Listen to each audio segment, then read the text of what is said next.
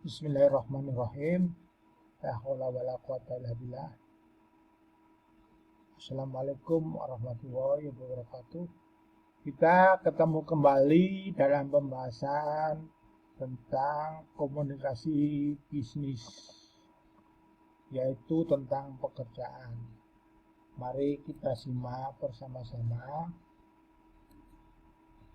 Yang pertama yaitu tentu adalah penulisan gambaran pekerjaan itu yang baik bagaimana. Yang pertama, surat lamaran kerja adalah surat yang digunakan untuk melamar kerja dan menjadi pengantar agar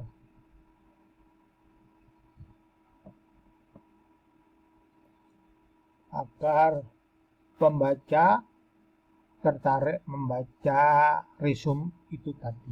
Jadi resume itu adalah pengalaman Anda, ya, pengalaman Anda, ya, bisa kan nanti kepada organisasi untuk terkait mencari untuk menyelesaikan kinerja atau hasil kerja yang baik. Untuk surat lamaran kerja itu sekarang itu bermacam-macam. Ada yang konvensional, ada yang lewat email, ya, ada yang ya macam-macam, karena sekarang ini dunia lagi booming terkait dengan masalah teknologi, terutama teknologi informasi. Maka dari itu, yang pertama mesti sekarang ini perusahaan adalah mencari pegawainya yang bisa mengoperasikan, ya, komputer, barangkali seperti itu. Surat lamaran kerja selalu dikirim bersama-sama dengan resume. Jadi resume itu adalah daftar riwayat Anda, ya, daftar riwayat kerja. Sebelum menulis lamaran kerja, pelamar sebaiknya mencari informasi sebanyak mungkin mengenai organisasi pencari kerja, ya. Sekarang ini sudah maju, ya, lain dengan zaman saya. Kalau zaman saya itu tidak ada yang teknologi yang seperti sekarang ini, ya. Dulu aja HP telepon aja jarang-jarang dipunya, ya. Jadi kalau sekarang itu yang paling banyak adalah mencari kerja melalui organisasi pekerja yang Anda itu sudah lebih paham. Aku serupa mulai dikandani. Saya sudah tahu, ya. Zaman sekarang itu, ya, yang namanya guru, yang namanya orang keminter itu kalah pinter, ya, dengan yang namanya Mbak Google. Seperti itu. Jadi apa-apa itu Anda bisa mencari sendiri, ya, lewat yang namanya adalah googling, ya. Mencari, namanya googling itu adalah mencari terkait dengan komunikasi informasi, ya, yang melalui Google, ya, seperti itu. Tapi kalau di Cina yang seperti itu Google itu tidak ada. Yang ada adalah bahasa Cina. Orang Cina sendiri yang buat seperti itu.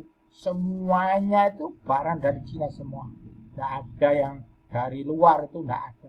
Barangkali seperti itu. Maka benar sekali kalau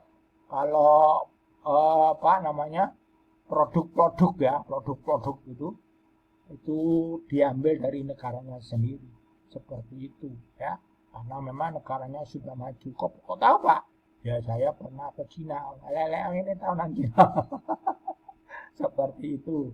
Yang selanjutnya adalah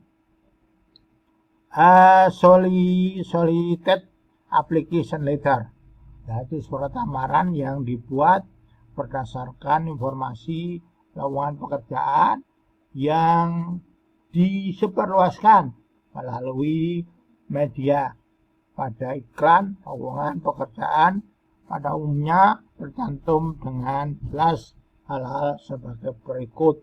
Pihak yang membutuhkan tenaga kerja berjanji pekerjaan dan jabatan yang tersedia kualifikasi pelamar, dan selanjutnya adalah yang namanya unsolicited application letter, yaitu surat lamaran yang dibuat atas inisiatif pelamar atau tanpa adanya informasi lowongan pekerjaan. Jadi ada yang menerima hasil dari pelamar itu sendiri tanpa perusahaan itu adalah mengupayakan adanya sistem ya keterbukaan, adanya informasi tenaga kerja ya. Jadi berdasarkan itu maka bisa saja itu terjadi ya, seperti itu. Yang paling baik memang adalah semacam itu ya. Kalau nggak perlu ngapain ya, itu diadakan. Biasanya itu adalah perusahaan baru ya. Perusahaan baru itu biasanya memakai seperti yang pertama tadi. Yang kedua itu perusahaan yang sudah mapan seperti itu. Lalu selanjutnya adalah penyusunan para lamaran kerja. Yang pertama paragraf terbuka, paragraf isi, paragraf pertengahan, dan paragraf penutup ya. Jadi itu barangkali Anda bisa baca sendiri ya seperti apa. Yang penting adalah baik dan menarik ya, bisa dibaca oleh orang lain ya. Karena lapangan pekerjaan itu adalah sedikit, orang yang melamar pekerjaan itu sangat banyak sekali seperti itu ya. Kalau di Finlandia, negara paling aman, paling nyaman di dunia, itu tidak diperlukan yang seperti itu.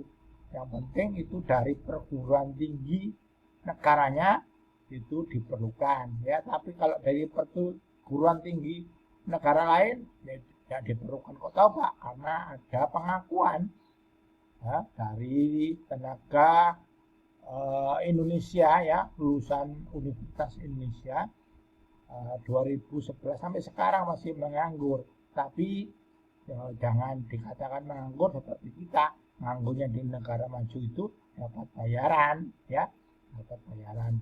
Kalau dapat bayaran, laya-laya orang sana nggak senang ya. Dapat bayaran tapi adalah tidak bekerja, tidak senang. Lain kalau ya maaf sekali lagi maaf, kalau kita itu mungkin barangkali lebih senang ya, laya-laya ambil ngantuk-ngantuk dapat uang ya, seperti itu. Kalau sana enggak, kalau enggak kerja tidak ya, makanya negaranya maju seperti itu. Kalau enggak kerja itu semuanya enggak enak seperti itu. Jadi tidak ada orang nganggur. Orang yang nganggur itu biasanya dari luar. Yang selanjutnya pengertian resume. Ya, resume adalah suatu ringkasan yang terstruktur dan tertulis dari pendidikan. Ya, yang pertama memang pendidikan. Sementara ini pendidikan ya, terutama di negara kita. Tapi kalau di Jerman itu, kalau pendidikannya tidak diperlukan ya ngapain ya pakai pendidikan sekali ya. Jadi kalau misalnya kuliah itu, kalau misalnya nanti tidak digunakan ya buat apa? Ya lebih baik ya nanti digunakan aja yang baik ya, seperti itu. Jadi pendidikan, latar belakang, serta kualifikasi seseorang tentang pekerjaannya ya. Artinya resume adalah seperti itu. Nomor satu itu adalah pendidikan ya, pendidikan yang diperlukan oleh perusahaan. Kalau nggak diperlukan ya buat apa ya. Lain kalau di kita barangkali waduh dipakai gengsi-gengsian ya, buat apa, seperti itu ya, seperti itu buat apa. Kalau di negara maju itu tidak. Resume sering disebut daftar riwayat hidup atau kurikulum vitae ya, bisa saja seperti itu. Jadi positif merupakan bentuk promosi ya yang dibuat oleh pencari kerja dalam upayanya menjual potensi diri pada saat memasuki dunia kerja. Ya, jadi bagaimana orang itu bisa membaca resume itu dengan enak ya, seperti itu. Maka sudah ada poin ya untuk bisa diterima. Selanjutnya persiapan menulis resume. Itu yang pertama adalah pencarian informasi, ya, analisis diri, self analisis, ya. Seseorang belum tentu mengenal dengan baik kemampuan, kekurangan, kelebihan dirinya sendiri. Ya, mengapa ini perlu sekali, ya? Ini adalah perlu sekali. Sayang waktunya hanya 2 SKS, ya. Jadi saya singkat dan sudah lupa, ya. Jadi sebenarnya itu kalau 3 SKS waktu bisa bisa praktek, ya. Praktek apa? Ya praktek latihan untuk benar-benar jadi pelamar. Karena Anda semua ini adalah generasi muda, ya, yang paling banyak itu generasi muda. Tujuannya adalah nanti mendapatkan pekerjaan yang baik sesuai dengan pendidikannya, seperti itu. Selalu selanjutnya menulis resume yang baik itu menurut ahli, ya, ahlinya, resume yang baik setidaknya memenuhi 4 hal. 1, ya, kerapian, ya, kerapian.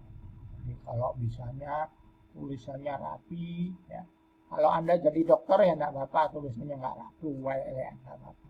Tapi Anda punya kalian apa-apa tulisannya elek, malas, ya. Orang melihat itu musyarat-syarahin.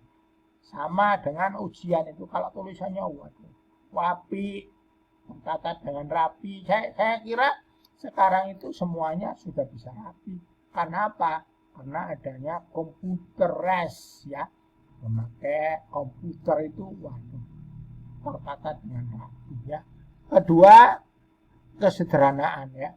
Makanya biasanya riwayat hidup itu adalah ditulis, ya, supaya ditulis dengan tulisan tangannya sendiri, ya, tulisan tangan sendiri. Biasanya pegawai negeri itu seperti itu, harus ditulis tangannya sendiri, ya. Jadi supaya apa? Supaya tahu orang ini, ya, bisa diketahui. Jadi yang selanjutnya adalah keakuratan, ya. Informasi yang disajikan haruslah akurat, ya, dapat dilakukan kebenarannya. Jadi karena kita ini tanda kutip dikatakan orang yang ilmiah, maka harus didukung data. Apapun yang dibunyikan, ya, itu harus didukung data. Misalnya, contohnya kalau Anda itu adalah ahli, ya, bidang A, telah mengikuti seminar bidang A, wah, itu berapa kali, 10 kali atau 100 kali dan lain sebagainya, seperti itu. Jadi harus didukung data. Kalau tidak didukung data, sama dengan namanya asbun, asal bunyi saja. Kejujuran, ya, kejujuran informasi yang disajikan dapat mengada-ada. Misalnya kejujuran mencantumkan umur lah. Jadi kalau kejujuran mencantumkan umur itu adalah sangat penting sekali, ya. Karena biasanya itu takut diketahui kelahirannya, ya, seperti banyak orang itu seperti itu. Kalau saya itu ya apa menyenis itu kalau sudah siji 61 saya. Jadi 61 itu sebentar lagi pensiun barangkali seperti itu. Lah apa nyebut diri saya, tapi sebagai contoh tidak apa-apa. Selanjutnya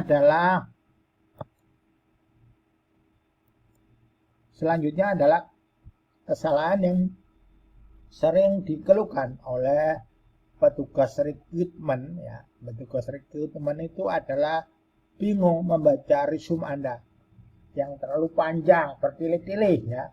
Barangkali seperti itu. Terlalu pendek atau hanya garis besarnya, ya, itu tidak bisa diketahui keahliannya apa. Lalu selanjutnya sulit dibaca. Waduh, kalau seperti itu paling enak kalau tidak ada larangan untuk mengetik, ya kita ketik aja. Tapi biasanya itu banyak perusahaan yang untuk resume itu diminta untuk menulis sendiri. Karena menulis sendiri bisa diketahui, ya, dasar dari tulisan itu. Dan seperti itu. tulisan seperti ini, orangnya seperti ini, dan sebagainya. Seperti itu. Terlalu banyak kata, ya, lantur, ya, kurang rapi, seperti apa, tidak profesional. Itu banyak dikeluhkan oleh petugas rekrutmen.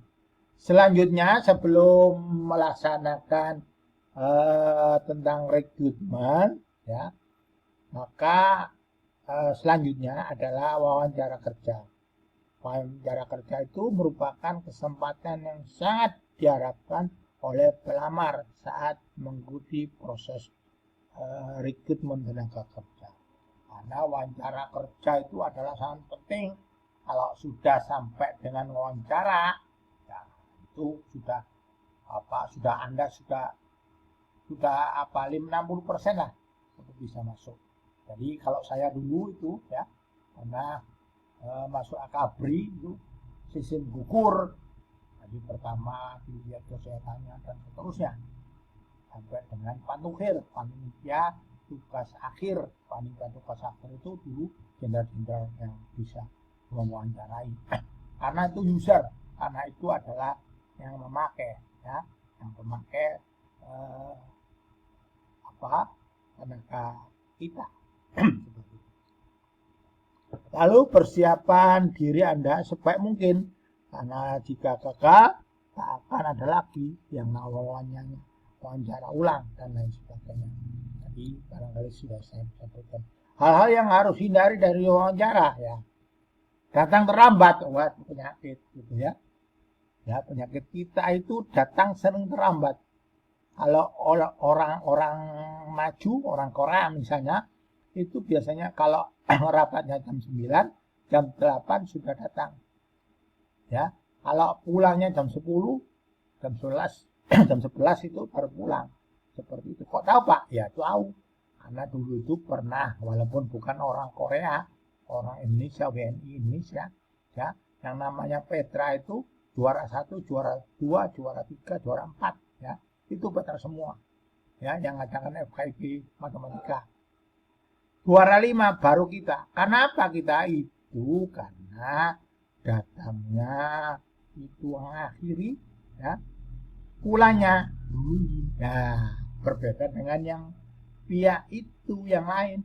Kacamatanya tebal, yang datang itu belum ada orang datang dan sudah datang. Baliknya kalau pulang seperti itu juga. Kelihatan kesal, gundah, dan dongkol karena menunggu terlalu lama, ya. Biasanya itu diminta kesabarannya, ya. Jadi ada yang namanya bisa melihat, ya, siapa orangnya, ya, yang wawancara itu. Misalnya orang si A, si B, si C, itu lihat, bisa tahu, ya, ada kaca dan lain sebagainya. Penampilan seadanya, penampilan seadanya, itu penampilan seadanya, enak tok, ya. Tapi juga begitu, tidak boleh overacting, ya, penampilan yang sekasual mungkin, ya, yang sederhana mungkin yang Anda lakukan, ya. Nah, dari mengajak teman atau keluarga mengambil kursi dan duduk sebelum dipersilakan duduk. Merunduk, mengedahkan kepala, ya. Jadi bisa Anda baca, ini bagus sekali, ya. Ini ada di bukunya komunikasi, ya, bisnis itu, ya, ada yang seperti itu, ya. Makanya itu penting karena waktunya di sini cuma 1,5 jam, 2 SKS, ya. Tidak menyalahkan waktu, ya, tapi memang kenyataannya begitu, ya. Jadi ya harus berbagi dengan yang lain, terutama terkait dengan lamaran pekerjaan ini banyak yang dibahas yang seperti itu. Terlalu emosional atau terlalu bersemangat, gitu, Pak. Nggak disenangi orang, perbuatan yang nggak disenangi orang seperti ini, ya. Ada yang Anda bisa baca itu. bertopang dagu, makan permen karet, membuka percakapan, mengatakan, wah sudah teman-teman. Bisa Anda baca sendiri bagaimana yang tidak disenangi itu. Ini penting sekali. Pelaksanaan wawancara. Wah, pertama itu adalah wawancara pembuka. Untuk mencairkan suasana agar pelamar tidak merasa tegang, gugup, atau kaku pada saat masuk ruang wawancara, pertanyaan basa-basi singkat dan ringan-ringan saja. Jadi yang pertama, kalau wawancara itu biasanya sudah tatap muka ya, tapi biasanya karena di pandemi seperti ini, dulu itu pernah kejadian lewat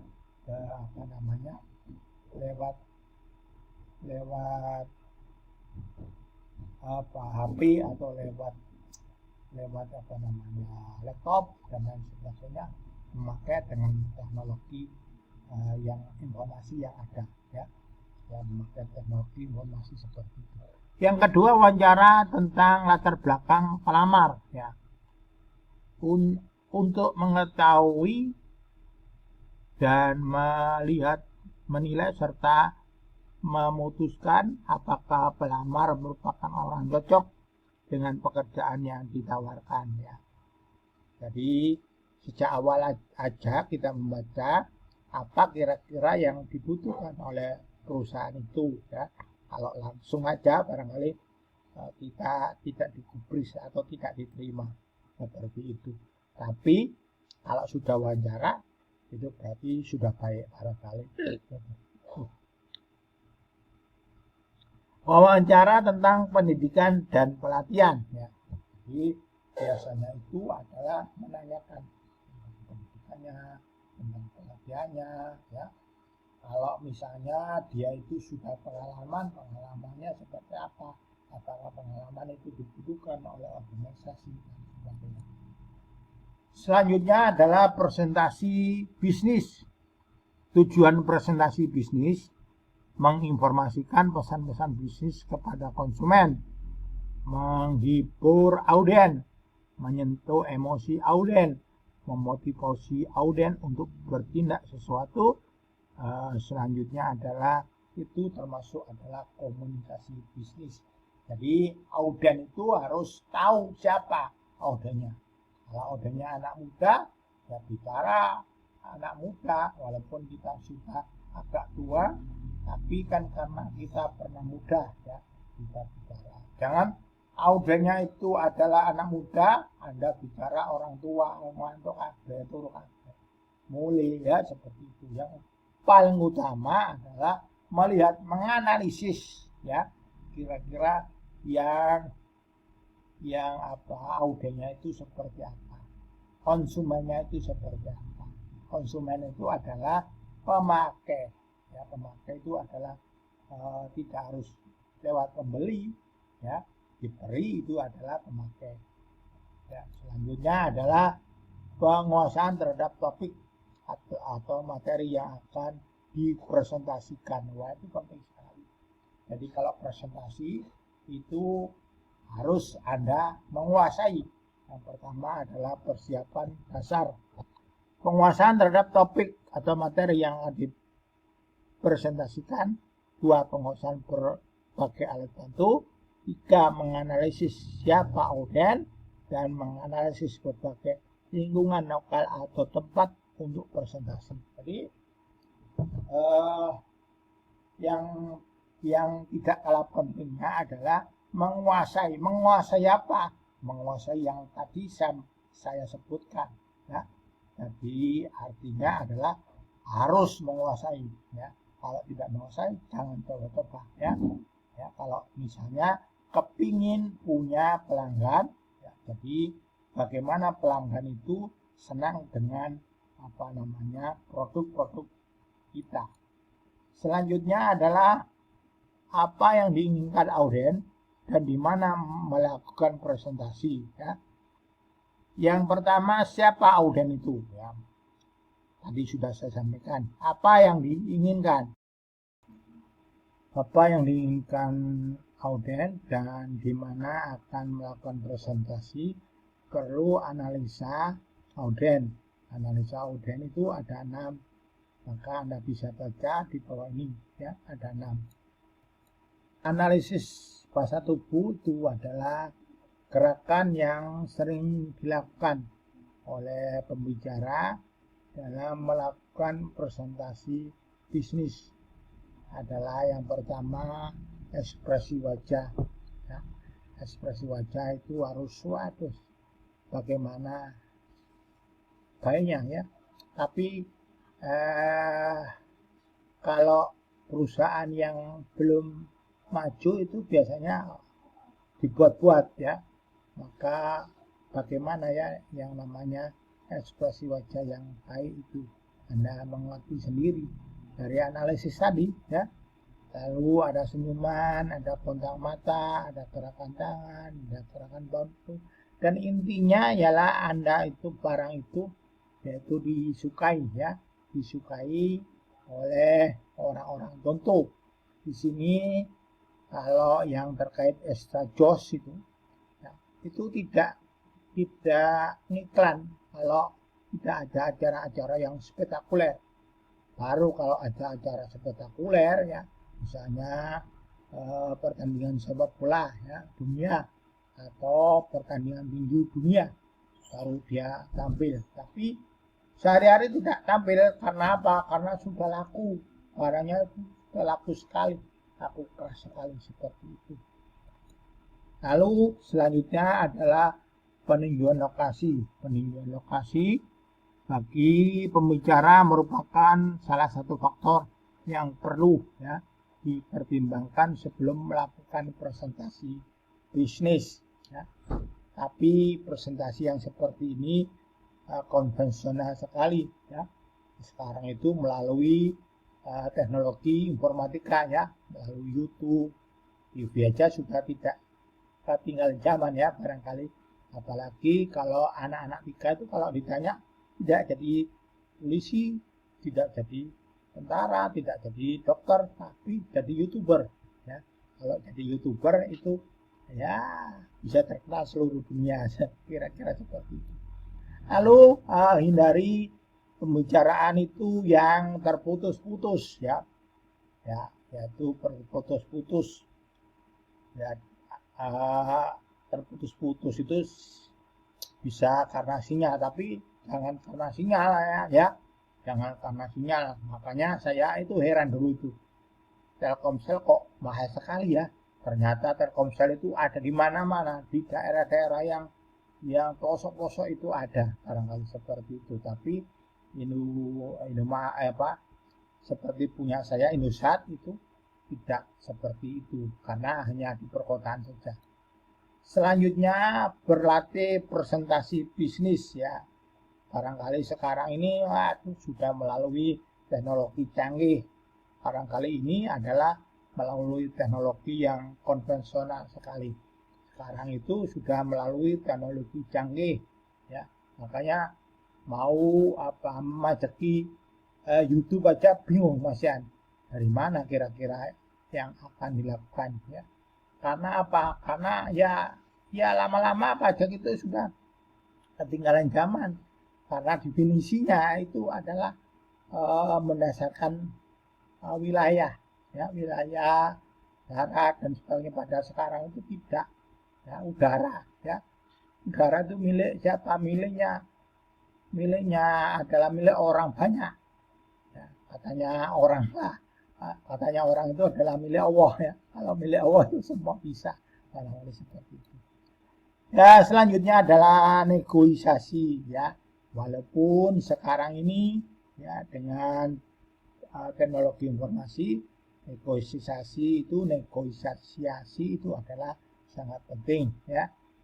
Ya, tentu walaupun dengan memakai alat, tetapi orang-orangnya itu adalah sangat diperlukan, yaitu orang-orang yang punya pengalaman untuk itu.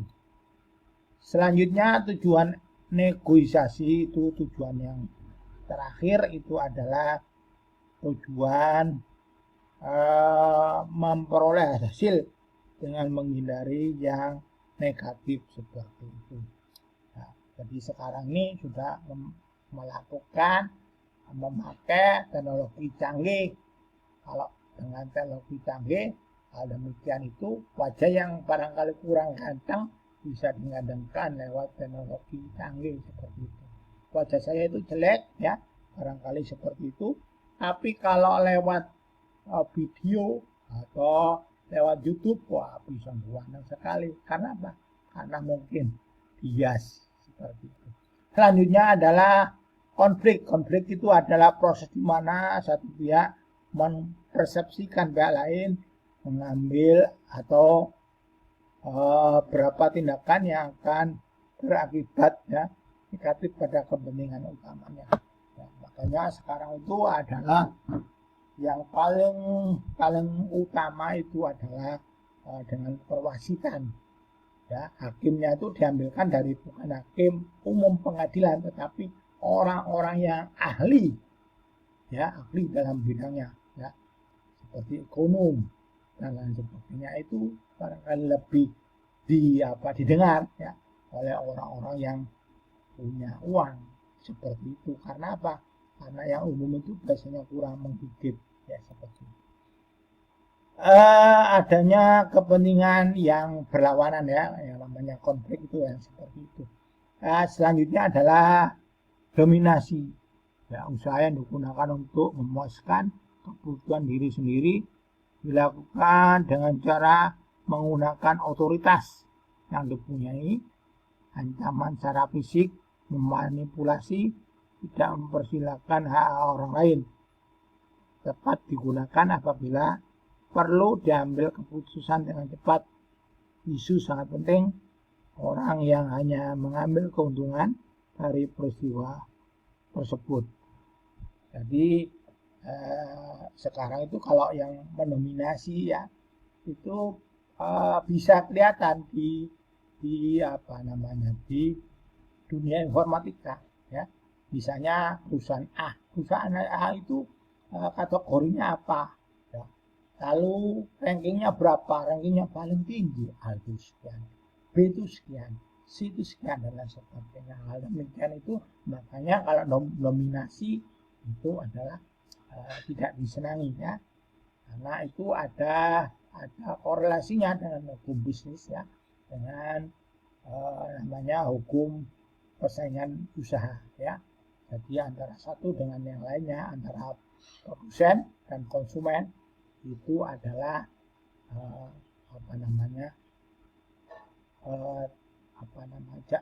sejajar ya, sejajar artinya adalah kearifan yang penting adalah seperti itu. Selanjutnya akomodasi berusaha untuk mengutamakan kepentingan orang lain dengan mengorbankan kepentingan berbagi. Itu ada posisi kalah, ada kecenderungan untuk lebih mengutamakan harmonisasi hubungan, ada kemungkinan pihak yang satu akan memanfaatkan pihak yang lain. Tepat digunakan apabila mengatasi dirinya salah untuk menunjukkan rasa tanggung jawab, isunya lebih penting daripada kepentingan pribadi untuk meminimalkan kekalahan yang lebih besar. Jadi ada yang mengakomodasi antara satu dengan yang lainnya. Itu ya, jadi kepentingan kita itu tidak selamanya bisa dituruti ya, tapi bagaimana win-win solution ya antara satu dengan yang lainnya, semua bisa jalan seperti itu. Lalu selanjutnya avoiding, menghindari ya, menyampaikan kebutuhan kedua belah pihak dengan cara menunda penyelesaian atau menganggap seolah-olah tidak ada masalah. Ya, biasanya dilakukan oleh individu secara emosional, tidak siap dalam menghadapi konfrontasi, akan menimbulkan frustasi pada pihak lain. Tepat digunakan apabila tidak ada kemungkinan untuk memuaskan kedua belah pihak, membutuhkan waktu untuk berpikir lebih jernih, membutuhkan waktu untuk mendapatkan informasi yang lebih lengkap. Ada kemungkinan orang lain bisa menghargai, menangani konflik secara lebih baik ya. Jadi artinya avoiding itu menghindar. Jadi ada orang yang menghindar itu karena merasa bahwa dia itu tidak mampu, seperti itu. Ada yang merasa mampu, waduh PD-nya kepidin ya, kepidin. Selanjutnya adalah kompromi. Kompromi itu apa? Kompromi usaha untuk memuaskan kedua belah pihak. Bagaimana kedua belah pihak mengorbankan beberapa kepentingan yang dipunyai agar terjadi titik temu. Ada kecenderungan masih menyisakan permasalahan yang kemungkinan potensial untuk menimbulkan konflik lagi. Tepat digunakan apabila ingin mencapai pemecahan masalah sementara. Ya, tujuannya akan dicapai penting tetapi tidak perlu menimbulkan gejolak. Masih membutuhkan dukungan untuk bertindak lebih lanjut sebagai middle ground pendekatan backup yang bagus ketika pendekatan lain gagal untuk menyelesaikannya. Jadi artinya adalah kompromi ya wis jibeh mati siji mati kabeh seperti itu. Tapi itu tidak baik ya. Yang paling baik itu adalah benar-benar dari lubuk hati. Kalau saya itu punya ada gium ya, bersama Allah kita bisa. Jadi bersama Allah, kalau tidak bersama Allah tidak bisa. Barangkali seperti itu. Ada yang mengatakan dulu bersama kita bisa. Kalau saya bersama Allah kita bisa. Membangun kesepakatan. Babak terakhir dalam proses negosiasi adalah membangun kesepakatan dan menutup negosiasi.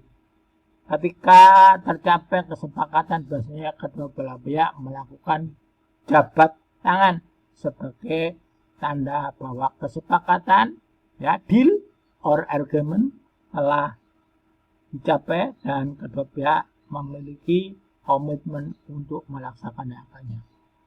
Jadi kalau bisa memang adalah seperti itu, membangun kesepakatan ya, kesepakatan karena pada dasarnya bisnis itu awal adalah kesepakatan apa yang menjadi tujuan. Terakhir yaitu pelatihan jawaban ya, soal-soal komunikasi bisnis tentang pekerjaan. Saya kira sama dengan apa yang saya sampaikan tadi dan